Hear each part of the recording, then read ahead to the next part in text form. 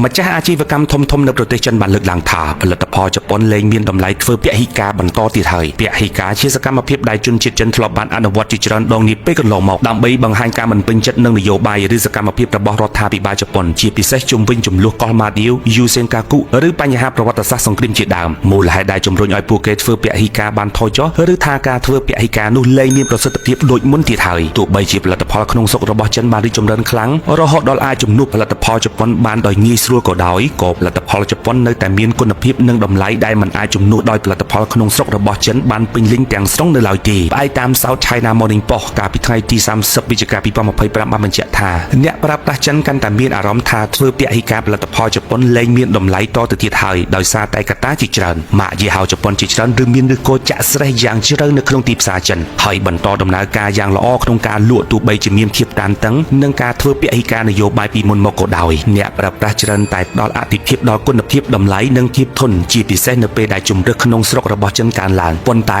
មិនទាន់បានផ្គប់ផ្គងផលិតផលជប៉ុនទាំងស្រុងនៅក្នុងគ្រប់ប្រភេទដូចជាគ្រឿងសម្អាងអាហារនិងគ្រឿងអេឡិចត្រូនិកលើសពីនេះការធ្វើពហិការមួយចំនួនត្រូវបានគេមើលឃើញថាជាប្រតិកម្មបណ្ដោះអាសន្នដូចជាការធ្លាយទឹករេអាក់ទ័រនុយក្លេអ៊ែរហ្វូគូស៊ីម៉ារបស់ជប៉ុនជាជាងនិន្នាការអ្នកប្រើប្រាស់រយៈពេលវែងការវិភាគជាច្រើនបង្ហាញថាអ្នកប្រើប្រាស់ចិនកំពុងផ្លាស់ប្ដូរទៅរកវិធីសាស្ត្រជាក់ស្ដែងដោយផ្ដោតការយកចិត្តទុកដាក់បន្ថែមទៀតទៅលើផលិតផលក្នុងស្រុកឬជំរើសប្រកួតប្រជែងជាជាងការបដិសេធទំនិញជប៉ុនទាំងស្រុងទោះបីជាម៉ាករបស់ចិនរីកដុះដាលក៏ដោយក៏នៅតែផលិតផលជប៉ុនមានបច្ចេកវិទ្យាល្អជាងដូចជាគ្រឿងអេឡិចត្រូនិករូបមន្តពិសេសដូចជាគ្រឿងសម្អាងឬស្តង់ដារសុវត្ថិភាពខ្ពស់ដូចជាម្ហូបអាហារដែលផលិតផលចិនមិនទាន់អាចតាមទាន់នៅផលិតផលជប៉ុនបានទេចាប់តាំងពីមានចំនួនដែលផ្ដើមចេញពីថ្ងៃទី7វិច្ឆិកា2025មកការធ្វើពហិការនិងការរឹតបន្តឹងរបស់ចិនលើទំនិញជប៉ុនគឺមានលក្ខណៈធ្ងន់ធ្ងរនិងកាន់តែខ្លាំងឡើងជាបន្តបន្ទាប់ជាពិសេសលើវិស័យមួយចំនួនរដ្ឋាភិបាលចិនបានចេញសេចក្តីណែនាំឲ្យពលរដ្ឋរបស់ខ្លួនជៀសវាងការធ្វើដំណើរទៅកាន់ប្រទេសជប៉ុនក្រុមហ៊ុនអាកាសចរចិនសំខាន់ដូចជា Air China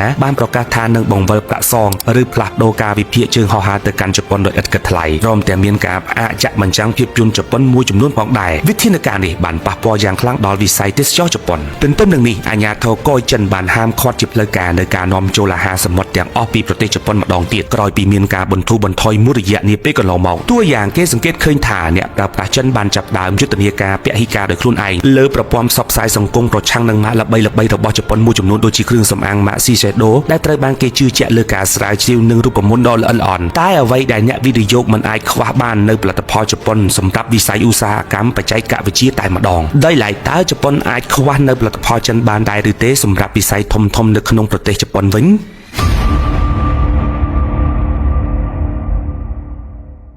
ជំនាញផលិតមាតិកាចម្រុះដែលមិនអាចមើលរំលងវគ្គពិសេសសម្រាប់ប្រិយមិត្តដែលស្រឡាញ់និងចូលចិត្តបង្ហាញចំណាប់អារម្មណ៍លើបណ្ដាញសង្គមដោយចាប់ផ្ដើមចេញពីថ្ងៃនេះតទៅជាមួយកញ្ចប់តម្លៃពិសេសប្រិយមិត្តនឹងទទួលបានការបង្កើតខ្លឹមសារដ៏សំខាន់មួយជារបស់ខ្លួន